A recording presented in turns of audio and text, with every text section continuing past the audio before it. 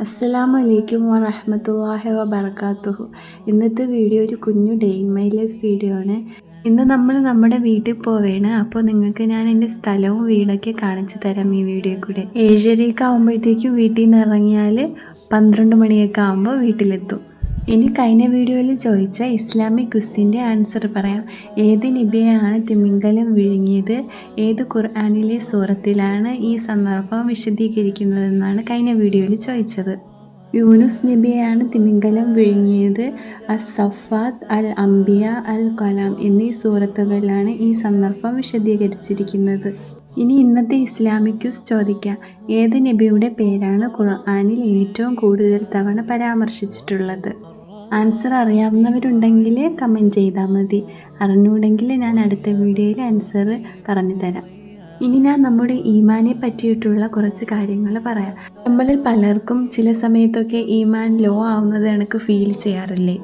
2 ടൈപ്പായിട്ട് നമുക്കിത് പറയാം. ഒന്നാമത്തെ ടൈപ്പ് എന്ന് പറയുന്നത്, നമുക്ക് ഈമാനൊക്കെ കുറയുമ്പോൾ നമ്മൾ എന്ത് ചെയ്യും? നിസ്കാരങ്ങളും ദിക്റുകളും അള്ളാഹുവിനോടുള്ള പ്രാർത്ഥനകളും എല്ലാം കുറയ്ക്കും. രണ്ടാമത്തെ ടൈപ്പ് എന്ന് പറയുന്നത്, നമ്മൾ നിസ്കരിക്കും, നമ്മൾ ദുആ ചെയ്യും, നമ്മൾ എല്ലാം ചെയ്യും, എന്നാൽ പക്ഷേ നമ്മുടെ മനസ്സിൽ നമുക്കൊരു സാറ്റിസ്ഫാക്ഷനും കിട്ടത്തില്ല. ഒന്നാമത്തെ ടൈപ്പിലുള്ള ആളുകൾ മനസ്സിലാക്കേണ്ടത്, നിങ്ങളും അള്ളാഹുവുമായിട്ടുള്ള കണക്ഷന് ഒട്ടും സ്ട്രോങ് അല്ല. അപ്പോൾ നിങ്ങൾ എന്ത് ചെയ്യണം? അള്ളാഹുമായിട്ടുള്ള കണക്ഷൻ സ്ട്രോങ് ആക്കാൻ ശ്രമിക്കണം. എല്ലാ കാര്യങ്ങളും അള്ളാഹു പറഞ്ഞിട്ടുള്ള എല്ലാ കാര്യങ്ങളും നിങ്ങൾ കറക്റ്റായിട്ട് ചെയ്യാൻ ശ്രമിക്കണം. പിന്നെ നിങ്ങൾ ആലോചിക്കേണ്ടത്, നിങ്ങൾ അള്ളാഹുവിന് വേണ്ടി ചെയ്യുന്ന ഒരു കാര്യം പോലും കുറഞ്ഞതല്ല. എല്ലാം അള്ളാഹുവിന് മുമ്പിൽ വലിയ കാര്യങ്ങളാണ്. അങ്ങനെ ഓർത്തിട്ട് വേണം നിങ്ങൾ ചെയ്യാൻ വേണ്ടി. നിങ്ങൾ വിചാരിക്കും ഞാൻ ഇത്രയല്ലേ ചെയ്യുന്നുള്ളൂ എന്ന് വിചാരിച്ച് ചെയ്താൽ നിങ്ങൾക്ക് എപ്പോൾ വേണോ സ്റ്റോപ്പ് ചെയ്യാൻ തോന്നും. അപ്പോൾ നിങ്ങൾ കോൺസെൻട്രേറ്റ് ചെയ്യേണ്ടത് ഫർള് നിസ്കരിക്കാനും പിന്നെ കുറച്ച് ഖുർആൻ ഓതാനും അങ്ങനെയുള്ള നിർബന്ധമായ കാര്യങ്ങളിൽ നിങ്ങൾ കോൺസെൻട്രേറ്റ് ചെയ്യണം. ചിലപ്പോൾ നിങ്ങൾക്ക് നിസ്കരിക്കാൻ പറ്റാത്ത സമയങ്ങളിലായിരിക്കും നിങ്ങളുടെ ഈമാനയ്ക്ക് ഫുള്ള് നഷ്ടപ്പെട്ടു പോണത്. അപ്പോൾ നിങ്ങൾ ഓരോ നിസ്കരിക്കാൻ പറ്റാത്ത സമയങ്ങളിലും അടുത്ത മാസം എങ്ങനെയൊക്കെയാണ് നിസ്കരിക്കേണ്ടത് എന്ന് പ്ലാൻ ചെയ്യണം.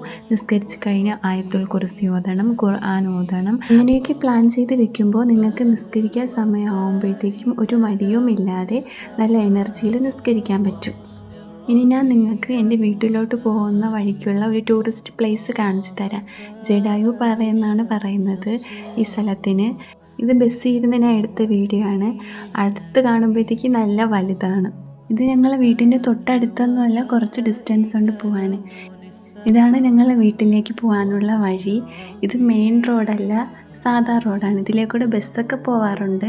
എപ്പോഴും ബസ്സൊന്നും പോകാറില്ല. രാവിലെ, ഉച്ചയ്ക്ക്, വൈകിട്ട്, രാത്രി അങ്ങനെ 2-3 ബസ്സുകൾ പോകാറുള്ളൂ. ഇവിടെ നിന്ന് നമ്മളെ വീട്ടിൽ പോകാൻ 1.5-1.25 കിലോമീറ്ററൊക്കെ ഉണ്ട്. ഞാൻ എന്നും രാവിലെയും വൈകിട്ടും കോളേജിലും സ്കൂളിലൊക്കെ പോയിരുന്നത് ഇതുവഴി നടന്നിട്ടാണ്.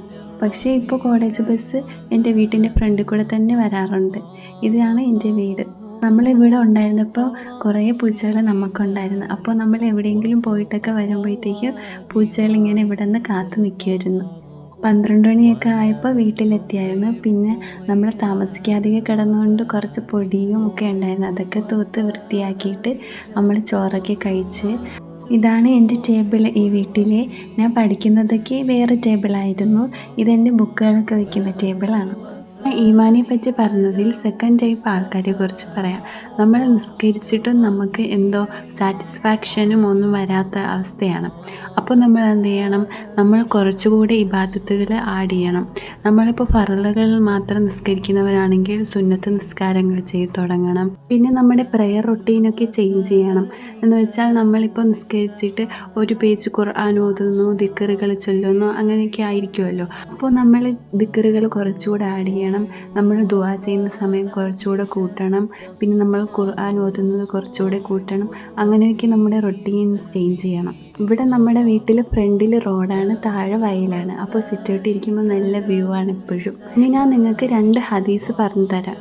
നമ്മളിൽ കുറച്ച് പേരുടെയെങ്കിലും മനസ്സിലുള്ള ഒരു കാര്യമായിരിക്കും, നമുക്ക് കുറച്ച് പൈസ ഉണ്ടായിരുന്നെങ്കിൽ നമുക്ക് സക്കാത്ത് ചെയ്യായിരുന്നു, സദക്ക ചെയ്യായിരുന്നു, ഹജ്ജിന് പോകായിരുന്നു, പള്ളിയൊക്കെ പണിയാൻ വേണ്ടി പൈസ കൊടുക്കായിരുന്നു, അങ്ങനെ നമുക്ക് കുറേ പ്രതിഫലം അതിലൂടെ നേടായിരുന്നു എന്നൊക്കെ മനസ്സിൽ കാണും.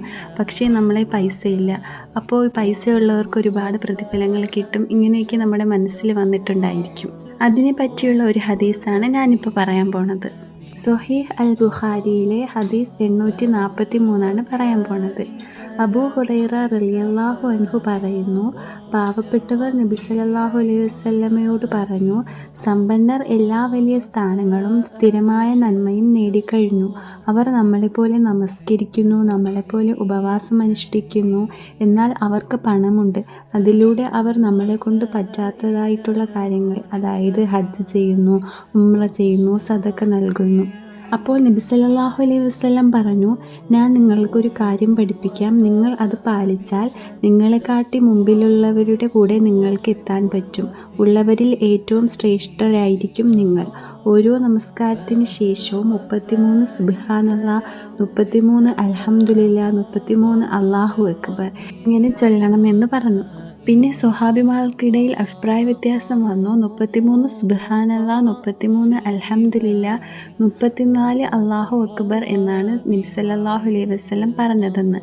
അങ്ങനെ അവർ വീണ്ടും നബി സല്ലല്ലാഹു അലൈഹി വസല്ലമയോട് പോയി ചോദിക്കുകയും 33 അല്ലാഹു അക്ബർ തന്നെയാണെന്ന് ഉറപ്പിക്കുകയും ചെയ്തു.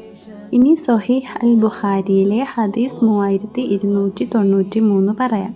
അബൂ ഹുറൈറ റളിയല്ലാഹു അൻഹു പറഞ്ഞു, മുഹമ്മദ് നബി സല്ലല്ലാഹു അലൈഹി വസല്ലം പറഞ്ഞു, ആരെങ്കിലും ഒരു ദിവസം ലാ ഇലാഹ ഇല്ലല്ലാഹു വഹ്ദഹു ലാ ശരീക ലഹു ലഹുൽ മുൽക്കു വലഹുൽ ഹംദു വഹുവ അലാ കുല്ലി ഷൈഇൻ ഖദീർ എന്ന് 100 തവണ പറഞ്ഞാൽ അത് 10 അടിമകളെ മോചിപ്പിച്ചതിന് തുല്യമായ പ്രതിഫലം ലഭിക്കും.